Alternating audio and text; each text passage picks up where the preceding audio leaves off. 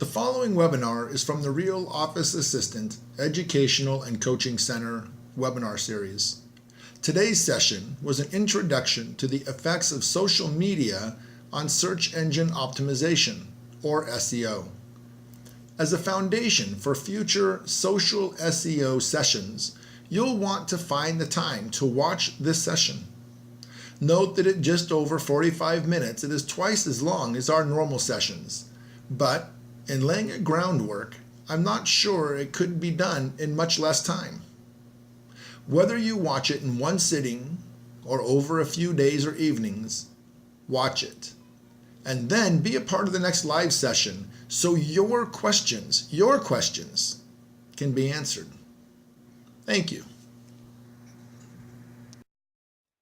Hello, everybody. This is Bill Haseman, and we'd like to welcome you to our webinar today. With us is Tim O'Keefe, and our topic will be, it's listed on the Real Office Assistant Educational and Coaching Center as SEO/blogging, but really more and more we think of it as the social SEO, right? So think of it as how does social affect your search engine optimization, getting you found on the World Wide Web. Now, as you know, you're here today either because your company is using Real Office Assistant, right? You are using our intranet system inside your company, and as part of this, you have the Real Office Assistant, or ROA-EDU, on your site. So you've seen it here and you've seen it promoted, or you know someone that isn't. And if that's the case, we'd certainly like to hear from your broker. But we're not here to do a big, giant commercial. What we'd really like is to give as much time as possible to Tim. Now, our goal is to be, direct and to the point. We'd like you, if you have questions, go ahead and send them in, and I'll get them to Tim in stream as we go. So without further ado, this is Tim O'Keefe. I've known him for a ridiculously long time, and I always hate telling a guy he's brilliant, but quite frankly, Tim has been doing this stuff so long that it would be physically impossible to find somebody who's better, and that makes him brilliant in my book. So, Tim, the floor is yours. Let me give you control of the screens. Okay. And here we go. Right the on. floor is yours. So, Bill, I do appreciate your introduction, and we have known each other a long time, and that means I've been doing SEO and traffic generation, and now the kids are calling it social media, and for a long time, since the 90s. And I've had my company. I've worked within the real estate niche since the very beginning and helped a lot of realtors. What I want to start from, and I'm going to blow through this because I really want you guys to understand strategy. I'll tease you with some tactics in here, but I want you guys to be able to wrap around this, because the problem with a lot of this stuff is, you'll hear people say, well, I do SEO, I do this or that, or in social media, I do Twitter or Facebook. And the reality of it is if you're just doing one thing anymore, it really doesn't have a very good efficacy. So the problem with social media is time-consuming and low value just by itself. The shelf life, as an example, on a personal profile in Facebook is less than 5 minutes. You make a post and it's gone. And so the solution is to repurpose, syndicate, and distribute across multiple channels in social as well as SEO. So let's see. HubSpot's 2013 State of Inbound Marketing Report reveals that 43% of marketers acquired a customer via their blog this year. Well, a blog was really 2.0, Web 2.0's first social media platform. But before that, going back to the good old days, forums were the original social media, and blogs were the new 2.0 version, as I just said. And you can see here, welcome to the Real Estate Forum, Real Estate Social Network. Well, this thing's been around forever, and so they kind of caught on to the same idea I was saying, that, really they are the first social media, and so they're calling themselves that. So there's lots of opportunities out there in social media, not just the usual suspects like Facebook and Twitter and Pinterest and so forth. But so let's look at some definitions. And according to Google here, social media is websites and applications used for social networking. I like to call it the digital chamber of commerce meeting. What we're going to be talking about today is doing this stuff on purpose instead of willy-nilly and kind of just seeing what happens. What is SEO? Well, search engine optimization is the process of affecting the visibility of a website or a web page in a search engine's natural or unpaid organic search, according to Wikipedia. What is social SEO? This is an old definition in Wikipedia from 2006. It's like SEO for social sites. So, okay, well, I like to call it socialized SEO because that's putting a little bit more of a verb into the process. It's more of an action. So let's start looking at some specifics here. Okay, this is my Facebook profile. I'm not signed in, and this is what the public sees. They see my banner of my kid on my football team and my picture there, and a few of the things that I like. And it also says, are you sure this is the same guy that you're looking for, basically. So I type into Google my name. Hey, Tim, Yes, sir. what do you mean when you say you're not signed in, please? I'm not signed in. In order to be in Facebook, your profile and to participate, or Twitter, or Pinterest, or many of them won't even show you this much. If you're not signed in, you can't even see any facsimile of the person. In this case, I'm not signed in. As you can see at the top up here, it says Tim O'Keefe on Facebook. To connect with Tim, sign up for Facebook today. So I'm not signed in. Okay, so this is the page that anyone can see even if they don't have a Facebook account. That's right. So if you're not signed in, or if you're brand new to the concept and you just show up on Facebook, and you're looking and you come on this page, this is what you'll see. If you sign in, I'll show you what that looks like in a second. But nevertheless, as a kind of reputation marketing, reputation management play, for my name, I'm coming up for Tim O'Keefe.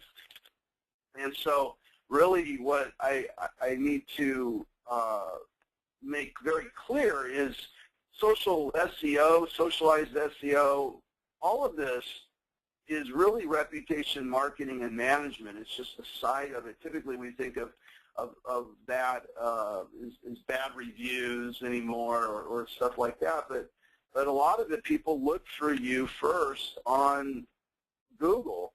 So type in Tim O'Keefe, Facebook.com, and this is what I get.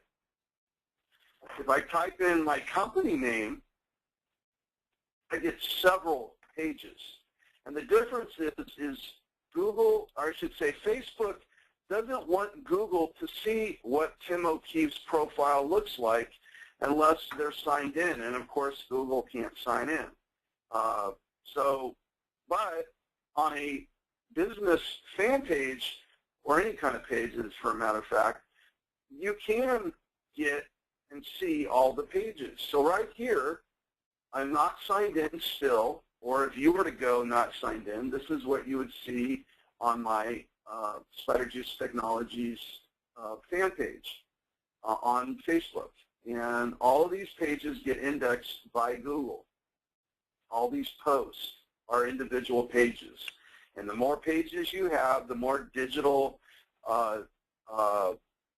little signs you have out on the web that you're in business. So the more stuff that has you on it, the better. And this is why a fan page is important. So I'm not signed in. I'm back at the personal profile. And I'm signed in. Now I'm signed in, and this is what it looks like. It looks similar to a fan page. I have all my stuff in here. It gives away all my information. But this is not findable on Google for the reasons I just mentioned. Now, if I look at the entire search results for Facebook.com, Tim O'Keefe, you'll see the one I just showed you, and you'll also see me on Google's own social media site, Google Plus, and you'll see me on YouTube as a profile link, and you'll also see one of my Facebook videos. Now, mind you, I'm going to tell you this, everything you see right here is social media showing up on Google. YouTube is social media. It is a social platform that Google owns. Google Plus is a social platform that Google owns. And of course, a YouTube video can show up in the search results. So that's why social is so important right now. So I'm going to get off Google for a second, go back to Facebook. And this is a little bit simpler, maybe, explanation of how things work as social and SEO kind of integrate. Facebook feeds Bing, and Bing feeds Yahoo search results.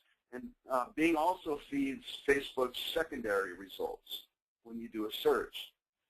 To put that in a picture form, I'm on Bing, I typed in dogs. I'm still signed in to Facebook. Up here you'll see the little arrow, tells me I'm in Facebook.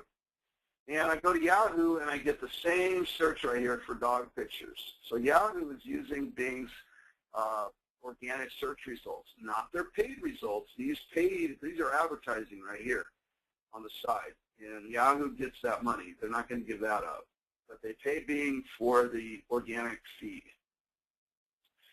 Also on Bing, I typed in iPhone, and I get a nice little list of my friends, who I'm not really friends with in the real world, but I know them through Facebook. I get to see their activity talking about iPhones. And so if I wanted to do a search socially, I could go into these people and ask them about, this example, burst mode photos, whatever that is. And I could get into and maybe perhaps have a conversation from somebody that I know, even though I don't really know them. I do know them, and they might know me through reading our posts. But so I have a little bit more trust. And so that's why, maybe you might want to do that.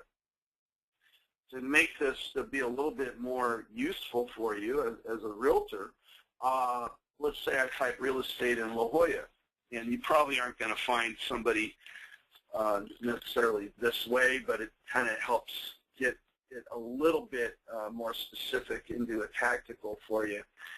Real estate La Jolla, Brian Brady is talking about real estate in La Jolla. Now the problem is you're going to probably find brokers only doing this tactic. So you're going to want to find, if you're a broker or agent looking for people, you might type in questions like, what is the best rate?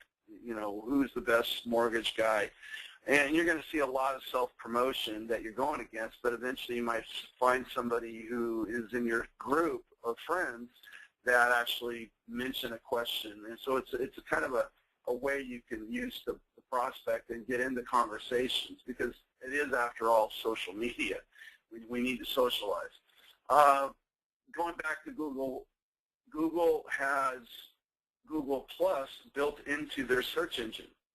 And so you can see here I'm signed in, and whenever you look at Google Plus, you'll see on the left the Google Social, and whenever you look at Google, you'll see Google Plus or Google Social right here, that little head, and then the Google World. The World will change the results oftentimes, so you'll lose some of the social stuff when you go to the World button. But by default, Google goes to Google Plus if you're signed in to Google. So if you're signed into your Gmail account or many of the other accounts that Google owns, you'll end up in Google Plus whether you like it or not by default, and then you can turn it off if you want, or kill all your cookies is another way to get more of a clean result. But Google is trying to give you personalized results, and part of that is the social experience. Also why Google Plus is important right now. To show you here, we're going to look at this post I put into my Google Plus, and I would ask everybody, try to look me up, and I'd love to friend you up in Facebook or Google Plus or any of the other social. But right here it says Facebook's looking to get some of that real-time social TV buzz. So I go to Google, And I could see here that I posted that on my Facebook again, and that showed up. I posted the same exact post on Twitter, and it showed up, and the same exact post in Google+, which is what you just saw. And that kind of kills the whole duplicate content argument that all duplicate content is evil. But it is showing up. So Google Plus is a social layer on top of Google. Maybe that helps everybody to understand a little bit better how Google's social function works. It's a social layer on top of Google's regular social result, SEO results, search results, which is changing that too is changing by the minute all the time. It's crazy. We just had the Hummingbird update this last week. So I want you to get used to, again, remember, we're not getting into so much tactics. I'm kind of teasing with some of this stuff, but really what I want you to understand is the strategy. How do I get my arms around the whole picture so that I can take advantage of all of these maybe together, or at least more than just onesie-twosie, because onesie-twosie is not going to be very, very useful for most people. So the idea is ubiquity is the new exclusivity. You want to be everywhere to win. I didn't know, I got to admit, what ubiquity meant when I first heard it, and I stole this. I didn't come up with this brilliant thing here. I found the word by listening to social media guys, and it was brilliant. And ubiquity means everywhere. And I didn't know that. I didn't know that at the beginning of this year. And so I started thinking about it. Thought, yeah, back in the day, it was all about the money page, or the home page, or the branded website that we all have is the money page, and the roads must lead to the money page. And I still believe that's true, but somebody could see a YouTube video of yours on Pinterest or Instagram or any of these, or on YouTube, and actually pick up the phone and call you if your phone number's on there. And so there's more opportunities like that than ever, that where the road may lead to your homepage, but they jump off the road to call you right there, right where they're at. So now, how do you be everywhere? Well, one way is to extend your conversation, and I'll show you that in a second, just kind of tease you with that. And then tools like Hootsuite will blast your message across to multiple social media outlets. So if ubiquity is a new exclusivity, you want to extend your conversation down, up, and across platforms with social tools. So as an example, I doubled up. I'm sorry. Let me see if okay. Don't get confused by the fine-tune part. I didn't cut that out. I apologize. I'm on Pinterest, and I just uploaded a graphic I created in a quote having to do with the Hummingbird update, and I just did this for this meeting. So this graphic went into Pinterest, but I want to show you it also went into this right here is my personal profile page on Facebook. So I had it set up where it automatically posts into Facebook, and that's just a way to show you how you can syndicate. Now, if you look at this graphic here, this is on one of my blogs. And I have this software on my blog that whenever I post, it'll automatically post to these 5 places. And there's software that'll make it more than that or less than that. Again, I'm just trying to show you what's possible. If you need help, you want to get an audit on your situation, by all means, look us up, call us, email us, and we'll audit your social situation or your SEO situation or just everything. But this will give you an idea of what you could do. For one blog post, I'm automatically posting to 5 places. And if I'll blow your mind a little bit more, out of those 5 places, I can make them go to 5 other places. So that's real syndication, real repurposing going on. So this is on a site called Socialized SEO.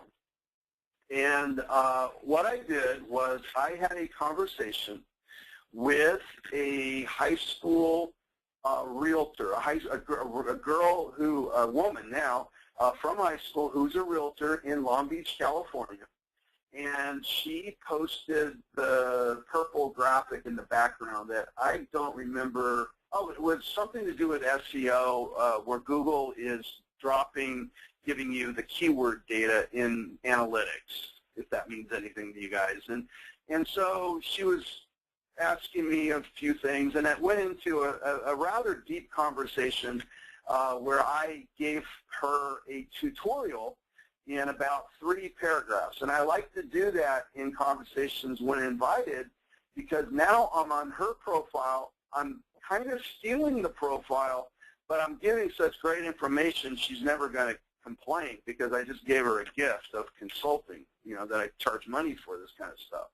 So it was good stuff, but it was so good I didn't want to just leave it on that 5-minute platform that dies, right?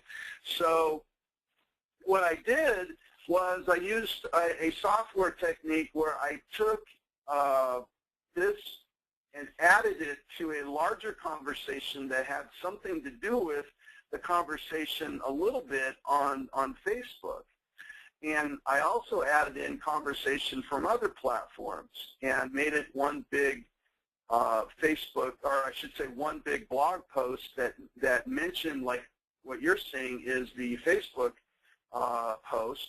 And so what I'm doing is I'm extending the conversation crosswise from platform to platform. And part of that idea is that, we all have a short satiability for our time on the internet, whether it be on a desktop or through our cell phone. We have ADD, right? And social media is kind of training us to do that. That's why there's only a 5-minute mark before they drop. It drops off attention on Facebook, is because we're scrolling through other information going on. And that's why I like to, as an example in Facebook, give good information, because it's going to make them want to follow you. I get people wanting to follow me all the time from the posts I put on other people, their friends' social profiles. But it also gives your people here on the blog, in this case, it gives them something to click. We're all dying to click something, right? Because we don't have any attention span. And so when they click, they end up on my stuff. Now they're clicking to some other conversation. It's still related, and they can go over there, and I've chewed up all their time on the internet on this subject matter. Now they got to go do something in the real world. And man, that Tim guy, he's everywhere. Well, yeah, I'm everywhere because I just put you there. So that's a nice little trick I like to do. And use and repurpose content and extend the conversation, move the conversation, the theme, into multiple types of nuances around that theme, and you could keep a conversation going on for a long, long time. So going back, if you recall, I did the blog post that went to Facebook and to Twitter and to Pinterest. Well, in this case, I have a little schematic where I can go to Facebook, to the blog, to Twitter this way. The reality of it is I could do it every which way I want to, and there's enough software out there that I could do that, either custom or off the shelf. The idea here, the final thoughts, is you want to find time with social media to purposely use it for not just for social media's sake, because it's time consuming all by itself and it's difficult and not worth the time all by itself.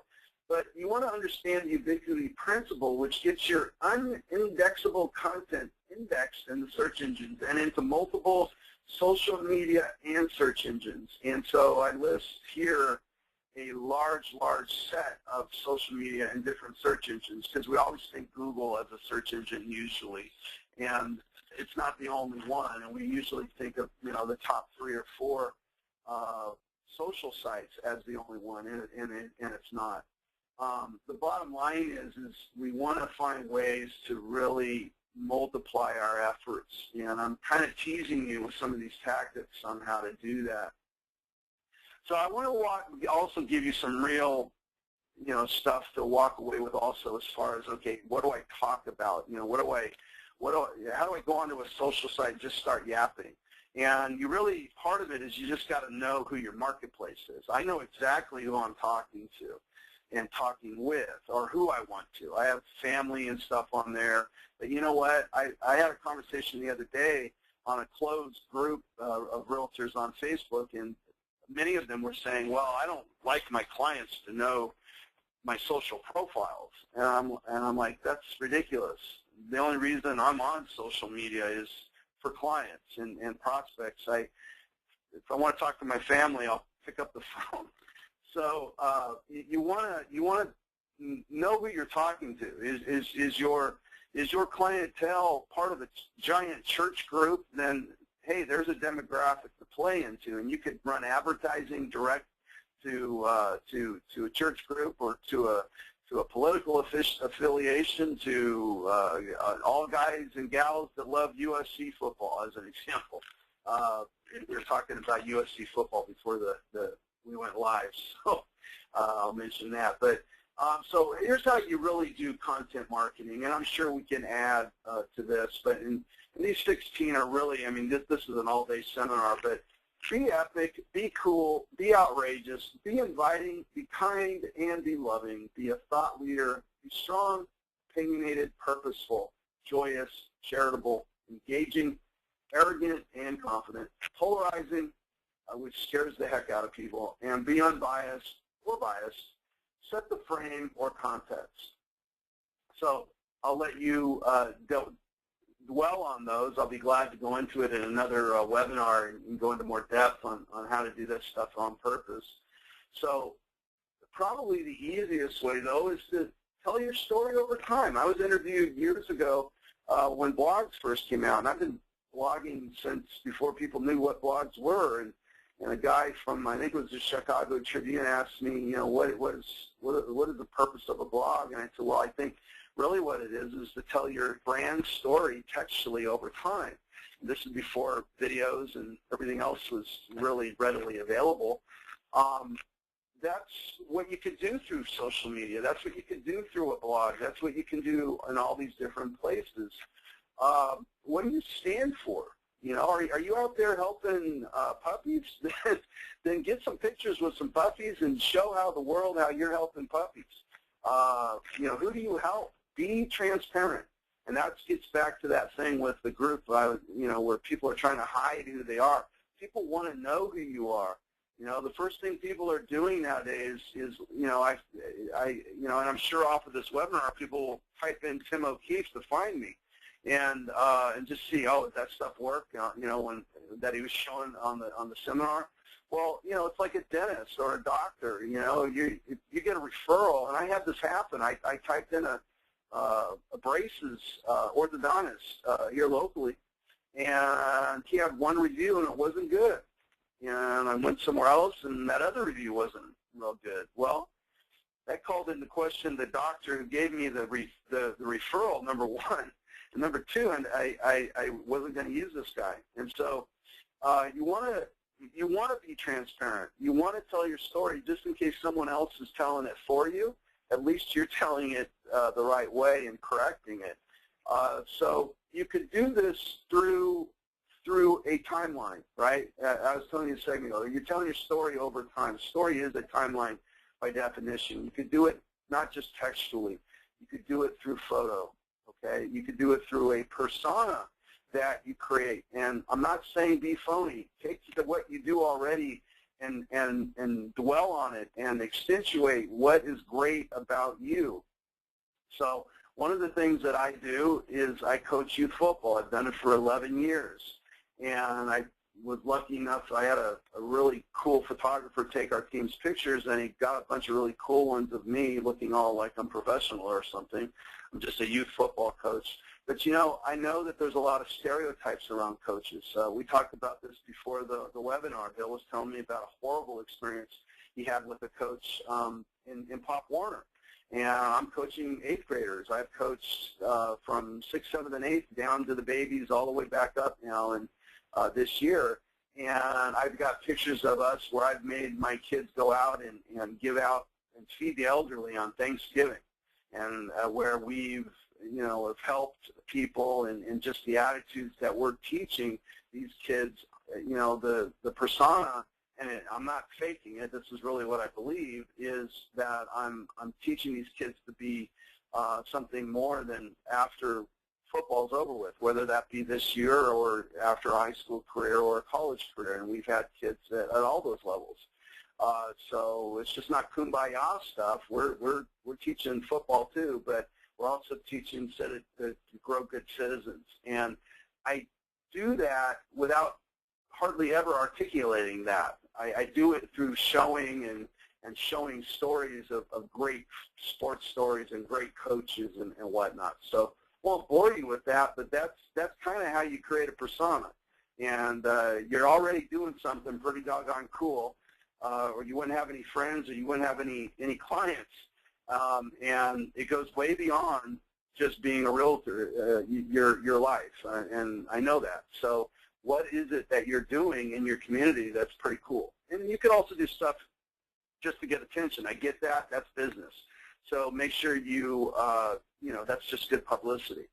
You just want to get your visitors and prospects and clients to create your content for you is really simple. And Bill, I'm going to ask you this. I kind of pre-framed you on it prior to the webinar.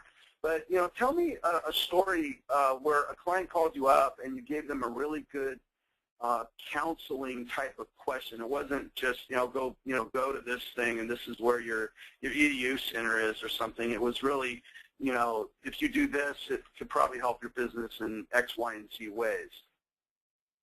Well, in our world, on our intranet, excuse me, we had a client that had a big policy change in how they were cutting shared commission checks, and they were struggling, with a couple hundred agents in the office, how to get everybody. You can email it, but how do you know who got the information, and that whole acknowledgement process. And we have some new tools that are part of Real Office Assistant that specifically would have helped them in that situation. And that's, so we went through that whole, let's talk about how to get everybody to acknowledge, I have this email, I understand the change in policy, and it percolates on through that way. So that would be something that just happened for us a couple days ago. I am certain if we sat there and unbundled and unpacked what you just said, that you could create a blog post about it, you can probably create a video post about it, and then repurpose that through your social channels. And in fact, if you go to our website and our Facebook page, son of a gun, you'll see those. Well, there you go. There you go. But that's really what I like to do when I create content. My clients are giving me. I had a client last week that gave me not only content, he gave me a product. It's an information product using a lot of the. It's going to talk about a lot of the principles I talked about inside this webinar. But he actually, I was counseling him. I do this about once or twice a month with him, amongst other things, SEO and social we do for him. And he goes, well, can you create this? And I go, I can do that, but don't be mad when it's being resold. And he goes, oh, that's great, but it doesn't have to be that big of a thing. I mean, somebody might just call you up or write you and test you on. I don't mean in a bad way, but you're being tested to have to come up with an answer. And why waste it? That's an opportunity. Every time you talk with somebody about your business, and especially when you talk about a problem that you're solving. They have a real problem and you solve it. Man, if that's not put out there, it's a wasted opportunity to give the public what they're wanting. They're going to use, in SEO, Bill, there's a lot of tools that'll look at keywords and what keywords are being used, and I just got a keyword program that'll help me with this new hummingbird thing that Google had, their new algorithm. But the best content, the best keywords to use, and we know this as salespeople, right? When someone uses a word and you use a different word, you're going to fall out of rapport with them, right? If you say tomato, I say tomato, I'm not getting good rapport. I'm not using good rapport skills with you. So if you're asking me, about SEO, but you say, tell me more about, ranking in Google, and I say, well, SEO is about, I'm not connecting. It's the same thing on digital paper. You have, use the words your clients give you, and they do give it to you, and they say things in certain ways that, is not industry type words. We typically like to use our industry words, and that's not necessarily what the public's using. So listen to their FAQs, their questions, and elaborate your answers through text, video, and audio on your blogs and social networks. And the only thing I would say bad about what you did is you don't have enough social networks still. They should be everywhere. But other than that, it's a great start, and it's the right idea. Having said that, I appreciate having this opportunity to explain some of our ideas and distinctions in the way we see the internet world. What, are you there? Yeah. I transitioned probably a little too fast. I'm sorry. Thank you. That ending was quick. No, boom, there it goes. Hey, listen, I do have, I got a couple of questions here, and we know we've gone a little longer than we normally do, folks, so I don't know if you broke this down into, you might have listened to it in more than one session, but one person has asked if Facebook, because there's so many different social things out there, but it looks like Facebook is kind of the home page or the kingpin of all this. Is that true?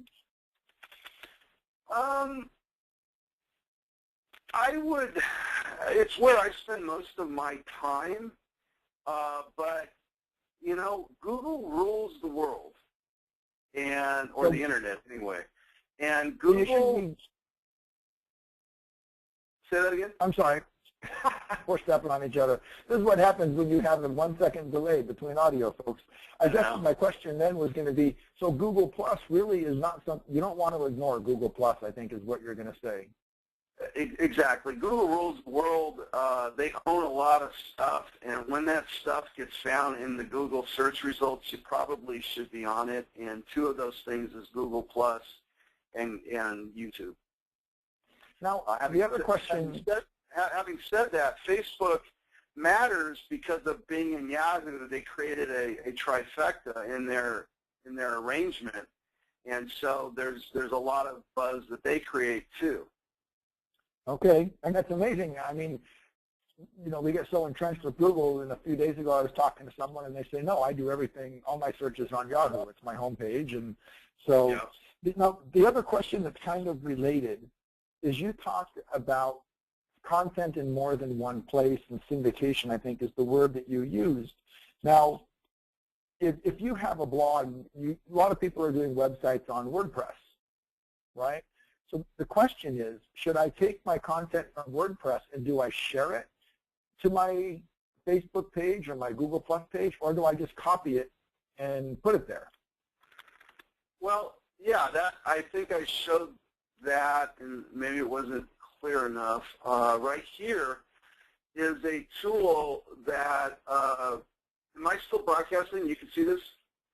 You can indeed, yes. Okay. This is just an example of a tool, but yeah, if I post this blog, it will, if I set these up, it will send out whatever message I want it to send out to my profiles at Facebook, LinkedIn, Twitter, Google, and Pinterest. Okay. I'll do that sometimes, but I also have umpteen other tools that I use to extend that on. I say that again. I've made a note that we'll go ahead and I think we'll have a session where we'll go through maybe some of those specific tools. So yeah, it's like I said, the tactics are overwhelming. I don't want to get people bogged down in tactics. I want you to understand that the singular approach in any of this is frustrating because you're just not making a big enough splash in a giant ocean. The only way to really make that splash is to syndicate and repurpose in massive volume. Got it. I totally I understand, and I'm looking to see through the other questions we had, and most of them were related on that question about Facebook. Is that the place I need to be? And I think that it's, if you're going to be somewhere, Facebook's an awfully good place to be. And Google Plus does seem to be getting up there and starting to kind of challenge. So I think those were the questions. Yeah, but the reason is, Bill, why Google Plus matters is because Google is ranking Google Plus posts. If you remember when I did the Facebook.com Yes, / exactly. Facebook, that ranked in Google Plus. Right. So yeah, that's exactly. So now the other thing, I wanted to make a point briefly. When I was asked, when a customer called in, and the first thing I thought of was, obviously specific to our business, and our business is Real Office Assistant as an intranet service and an educational platform working with real estate agents. Now, I kind of put my other shoes on here for a minute. As soon as I was done with that answer, I thought of something that's more applicable for everybody listening to our webinar today. And that is, recently there was the America's Cup, which is a big sailing competition. It was up in San Francisco. And I started just posting a couple things on my Facebook page. And to show you how this all works, it eventually found this person who saw my name, who clicked across, went to our company website, and the referral was, hey, I found you on a thread talking about the America's Cup, but apparently you guys make an intranet for real estate offices. I'd like to talk to you. In your world, that person would have come back and said, hey, do you know San Francisco? Or I'm looking for a house. Maybe it's Massachusetts, right? But they're a sailor and they're looking for a property, right? So the thread ends up pointing back to you, but you have to participate. Those 16 items that Tim put on the page, they all started with B, right?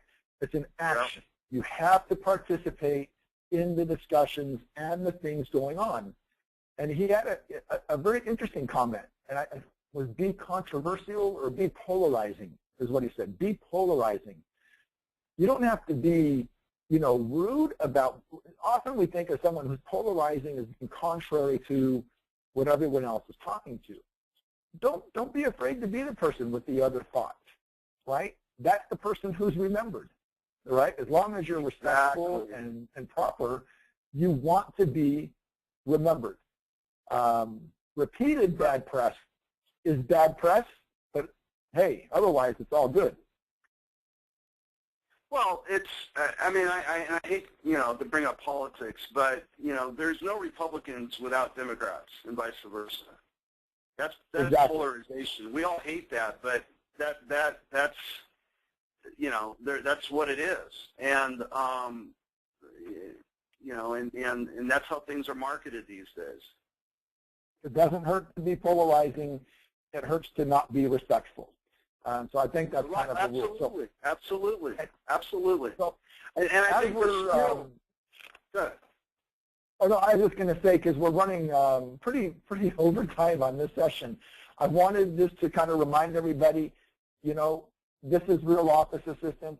Agents that are watching, you can have your own agent page. And if you go to the company or company website, you can get more information on this. But it's a great way to link to the coaching center, what we call daily practices, social networking, this will change to, I think, social SEO, right?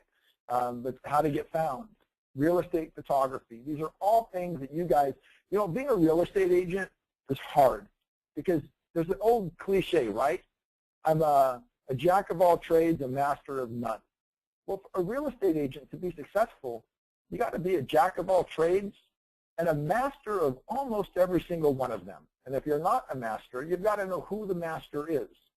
And that leads me to my next thing right here as we close out. This is the information site for the Real Office Assistant Educational Center. And today we were listening to Tim, right? He's under the search engine optimization area. And, you know, you can come to this place anytime. You can get updated content. You can contact with a click of a button. You can get a hold of him, right? So as you leave today's webinar and you have questions and you want more answers, if you simply go here, how to get a hold of everybody is right in front of you, okay? In fact, the entire team, the educational team is here, and you could literally just email Tim or give him a call directly.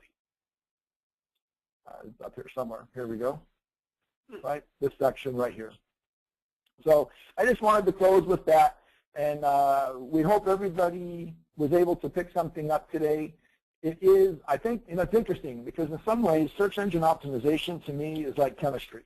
It's a whole lot of little things, and you're not going to get found if you're not good at search engine optimization. You're not going to be found if you're not good at social networking. And tying these things together and understanding how this world works, it is, your success is dependent upon it, right? I think as we move forward, what you will find is we'll be able to parse this out, and we'll start hitting on some more, you know, meatier pieces, more actionable items. But in terms of understanding the breadth and how everything ties together, I really want to, you know, thank Tim for his time today. It is truly a privilege to have someone with, you know, the background and the knowledge and the practical knowledge, guys. This is not someone who 2 years ago started messing around with Facebook and said, hey, I'm going to go charge a bunch of money to teach people how to get found on Facebook. This is a guy who's made his livelihood working with realtors. This is a guy who's had his feet in the trenches. He knows, right? There's a big difference between practical expertise and I got it in a book. And Tim's actually both, but that practical side is highly respected. So we thank you for your time. We want to, you know, tell you that we'll be doing more webinars live every Friday, and at least that's the way the schedule is now. But stay tuned on the website. We'll talk to you later. Have a great day. Bye-bye.